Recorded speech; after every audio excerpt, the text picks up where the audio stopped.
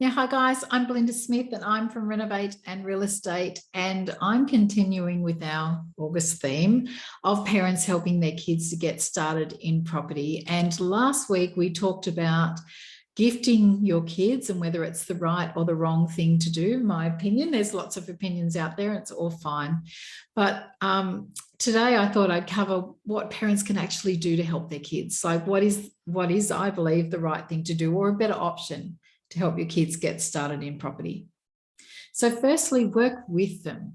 Like doing stuff for them and gifting them, I don't think is very, very helpful, not very great for their psyche. I think that when you work with them and you kind of on their journey with them, it makes a difference. It really does make a difference. And it means that they can feel those dopamine, feel good hormones. They get those hormones because they're in it, they're in it, they're alongside, they're in the trenches with you guys. So don't do it for them, so that they, do it with them so that they feel like they have full ownership of the process and of the result, which gives them full pride. Plus the satisfaction of actually achieving something. So don't take it away from them, guys, the dopamine hit as well.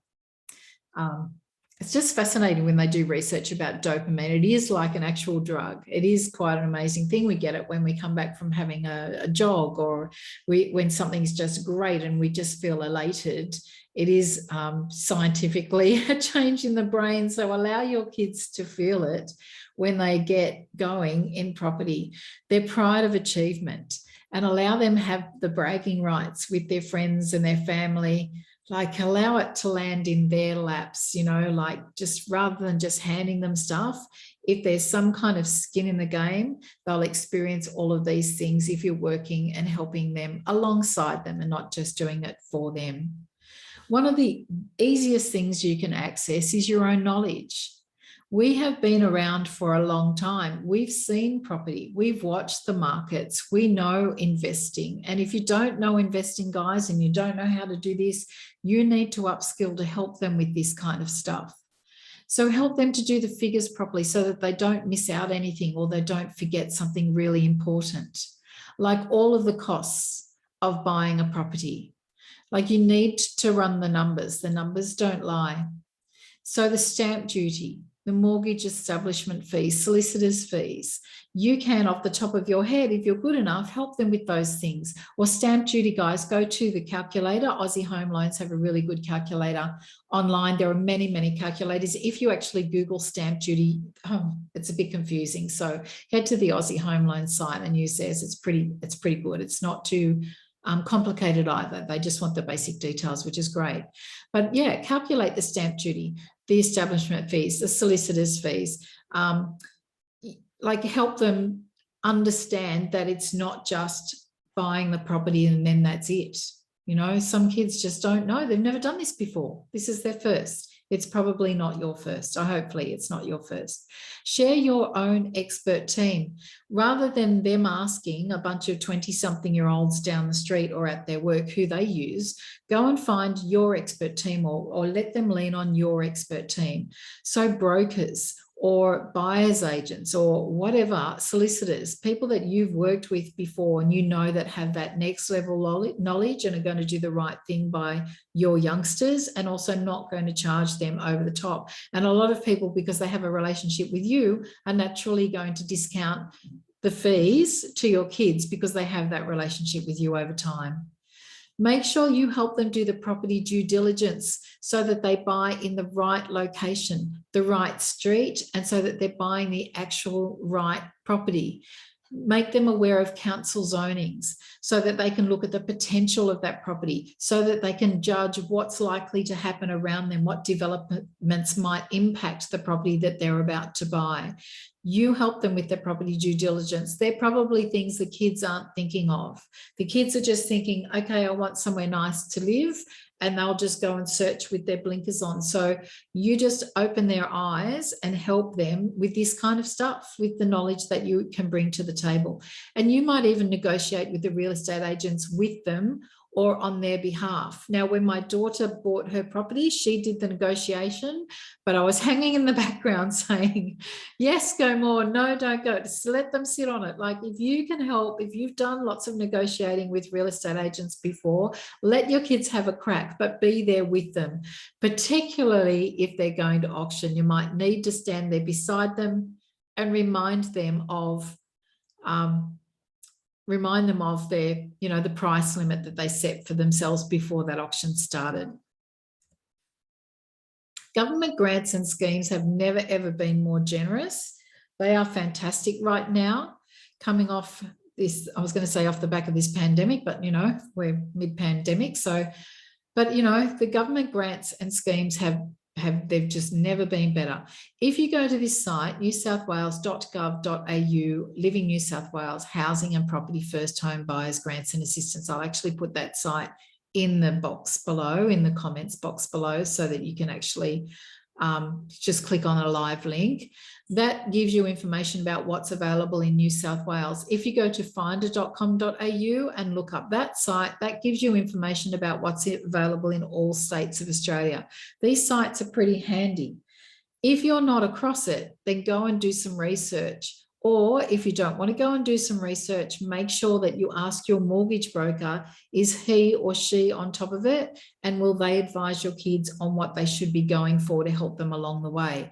So as mortgage brokers, a lot of those guys are really keen to get people into their first homes. Therefore, they'll have a relationship with them, but they're also keen to get them on their way in investment perspective too, down the track. And they're also keen to be great with the kids so that the kids tell all of their friends, all that kind of stuff. So they are quite helpful and they're used to it. And these, they're going to be across this more than you are. But somebody's got to be able to tell your kids. Kids don't have a lot of patience, in my experience, sitting down looking at pages and pages of this information. So if you can help them by doing some of the research for them, if you've got time up your sleeve, that can really help as well. So, all right, so let's look at superannuation, help from super. Next is the First Home Super Saver Scheme, the FHSSS. So this involves making voluntary contributions to superannuation, which can be withdrawn by first home buyers to help with buying their first home. So a contribution limit of $15,000 in 1 year and $30,000 in, between $15,000 in 1 year and $30,000 in total, that applies. So they can only put in a maximum of $30,000. So all of these kinds of things where the kids have got some way of saving money, of accumulating, all of these things really add up. And something that my daughter accessed to, she was one of the first 10,000 that they released, and then they released a second 10,000 scheme allocations for first home loan deposit scheme, where you can borrow up to 95%, so 5% deposit, 95% of the home without the need to pay lenders mortgage insurance. That's a big leg up for kids. It's, when the banks get conservative, they start to head towards you have to have a 20% deposit, which makes it really, really hard, because as we know, it's getting that deposit together, that's the hard part. So if your kids can manage to get a 5% deposit together and access this scheme, plus have some savings tucked aside, plus at the same time access some of the stamp duty discounts that are available right now, then they're more likely to get a start, which is awesome. Now, being guarantor, it's something you can help your kids with, as being guarantor. So what that means is by using the security of your own property against their loan. So the bank will actually use your property as a basis for them to go and borrow money. Oh, the upside, yeah, you're making it easy for your kids to get that loan. The downside is if it all turns to poop and your kids don't pay repayments, or they have some business that goes broke and they end up in liquidation in some way, shape or form, and it all turns ugly, the bank can and will act. The bank is only interested in themselves and their level of risk, and they can. I know a family where this happened, where the kid had a business that turned bad. He dragged all the equity out of his house. He wasn't making mortgage repayments. It just went terribly wrong. And the bank did take the parents' house because they had it down as security, and they never really recovered from that. So Would I do it? Yeah, I'd do it for my kids. But this is these are the rules, I think. You make sure you tell your kids not to conceal it if they're struggling. If all the bank's interested in is those repayments being met. So long as those bank repayments, those mortgage repayments are being met, the bank will leave you alone. So that's basically all they're interested in, particularly now where there's people in all sorts of trouble and putting home loans on hold and all that kind of stuff. The bank will act if there's trouble, but the bank will not act if you don't attract their attention. So perhaps if your kids are open with you, you might have to support them for a little while if they're struggling, but tell them not to conceal anything from you, because you do not want that bank knocking on your door. That would be a terribly ugly surprise. Boards and board games. One family that I knew, I thought this was such a beautiful idea. They are like us. They let their kids stay with them for longer, so 20s and almost 30, just so that their kids could get a leg up. So like I said before, kids have either got to make a start in property as soon as they can and channel their energy into that, or they've got to stay home and channel their energy into earning significant funds, climbing that ladder in the corporate ladder or whatever, but they have to focus on getting larger cash amounts so that they can go on their way through this life. So letting them stay longer can enable them just to focus on, in my case, a couple of the kids had business startups, so they could just really focus and do a deep dive in getting those businesses off the ground until they're earning really good money, and then they can go out on their own, and just, you know, giving them the comfort of saying you don't really have to pay for anything. You've got food in the fridge. If you can put petrol in your car, that's it. You're off and running. That really helps kids get a start. So supporting them best you can. But what this lady did with her kids is she made them pay board. They paid quite a significant amount. I remember all the kids gossiping about how much these kids were paying at the time. What those parents did, though, was tuck aside that board and save it. And then when the kids were leaving home in their relationship with their partners, they gifted the kids the board that they'd had tucked aside. So it was like forced savings. And what a beautiful gift that was for the kids. I thought that was a really nice gesture. Make money part of family conversations. These kids, like I said last week, they don't have any education coming from the school. If they do business studies, they might touch on it here and there. The education department is very, very cautious about offering opinions about money. Therefore, they kind of don't do it very much at all. They don't cover it at all, and that's not helpful for the kids. If you can do things that are a little bit fun, like play Monopoly is great. We all love Monopoly, but beyond that is cash flow. Then that's really helpful as well, because this Robert Kiyosaki Rich Dad game is all about business, and it's all about depreciating assets. It's all about making deals. It's all about buying property. It's all about getting your money and making the best out of your money and getting out of that rat race. So getting cash flow, multiple income streams and all that kind of stuff. It teaches people to think outside the box. And I think it's a great game, totally suitable for kids in their teens. And I know there's a kiddies game available too for the littlies, but yeah, totally suitable for kids in their teens. So make money part of the dining room conversation. Don't hide away around finances and money, even your own family finances, without worrying your kids about, you know, how much you owe or having draining conversations. If you're in trouble, don't do that. On the positive side, share about, you know, how things have gone for you, how property's gone for you. Kids mightn't know that something you bought in 2003 for 200,000 is now worth 900,000. They mightn't have any idea until you let them know. They are faced, if they don't have a deposit and they're trying to get going fast, they're faced with making fast financial leaps. There are a few ways of doing it. All of these things carry some kind of risk. All investment carries some kind of risk. But saving money in the bank right now, where the interest rates are so low, is not a fast way of accumulating. It's better than nothing, but it's not the fastest way. Shares is something that somebody has to get their head around, I believe, if they want to trade themselves, or go to a financial advisor, financial planner, and make sure that you trust that they have your best interests at heart. And crypto is really popular. It can be a wild, wild ride. I mean, if you just follow the price of Bitcoin, it goes up, it goes down, it goes up, it goes down. But crypto it's a very new generation.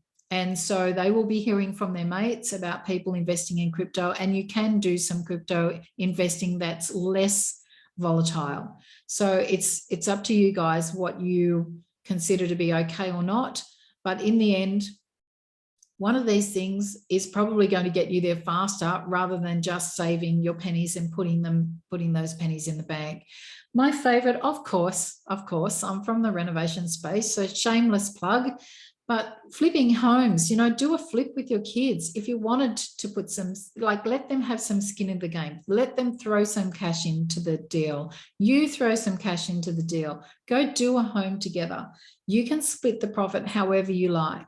But it's a really cool process for the youngsters to understand that they roll up their sleeves, they get stuck in, and then at the end, they are rewarded without you just gifting them something. Partnering up is a fabulous thing to do with kids.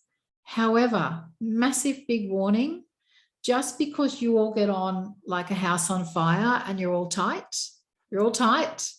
and you think nothing is ever going to happen, there's not going to be any fallouts, you all understand each other's personalities, you've lived with each other for many, many years, and you think you're above it all, please don't think like that. I actually think it's the most important thing to get an agreement in amongst family members. When it's written down, then no one can argue. And also it brings awareness to what might happen, like what might go wrong before you even start. So I think it's a really clever thing to do.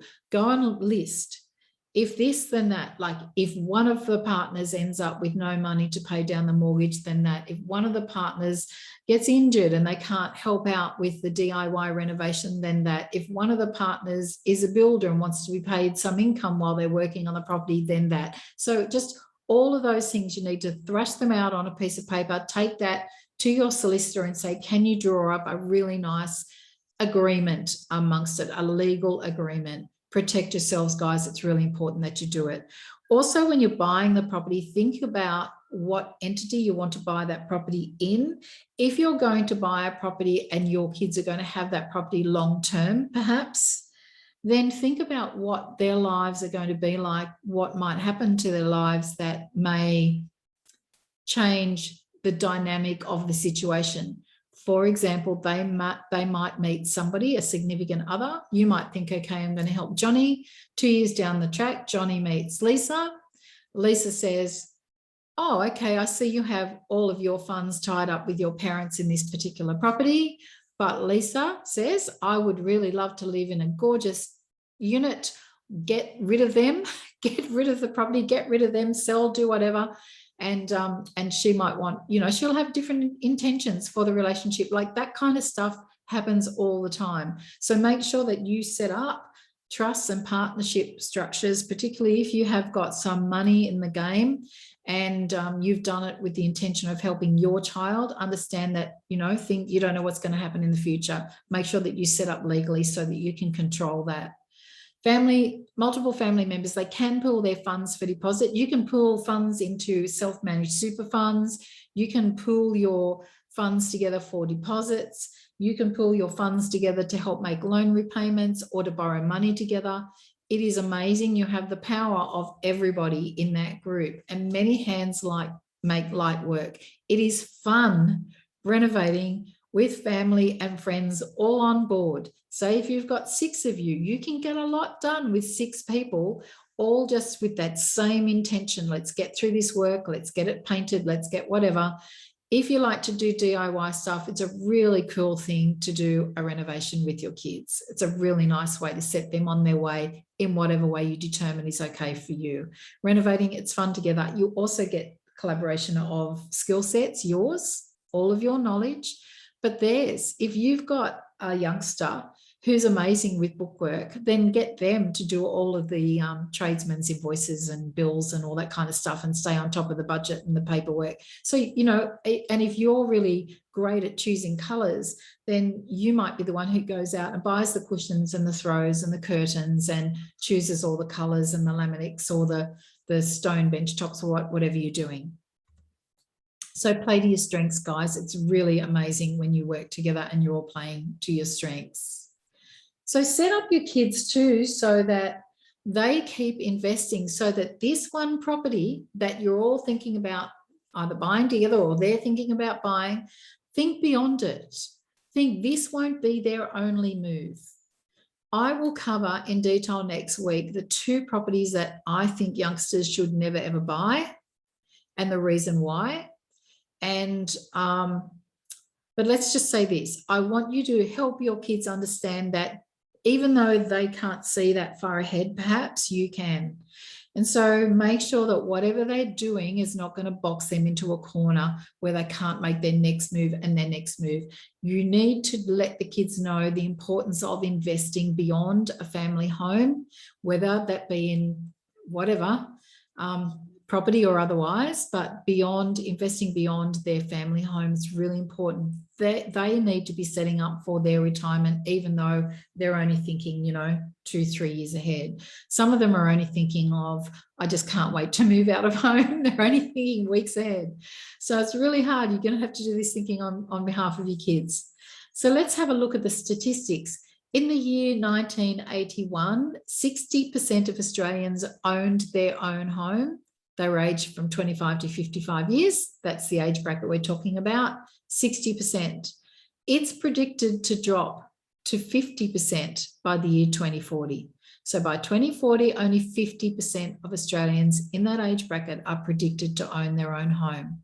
I want you guys and your families to be part of that home ownership bracket. I really do. And here's some further statistics. Only 7.9% of Australians own an investment property. So most people only just end up with that one home. And here's the most important one. And for me, with multiple properties, this surprises me that only 0.69% of all property owners get past property number 3. That really surprised me. If you can set yourselves up or set your kids up to keep on going, to keep investing, to keep growing your portfolio, to think about a handsome retirement. Discussing with an accountant today, $2 million is where we need to be of invested funds to retire in a really beautiful way. And the only way to get to that is to either earn significant funds or to start your property portfolio. These kids really do need to get off the ground. All right, so I love the idea of doing stuff with your kids and just not for them. I know that we have beautiful humans. They're all productive members of society, but that's just my point of view. Feel free, guys, to do whatever you feel is right for you and your family. Follow along at Mums and Dads Renovators and Decorators. And if you and your kids, if you wanted to do some kind of conference call, I'm always happy to chat. You can do that at renovateandrealestate.com.au/call. See you next week, guys. Bye.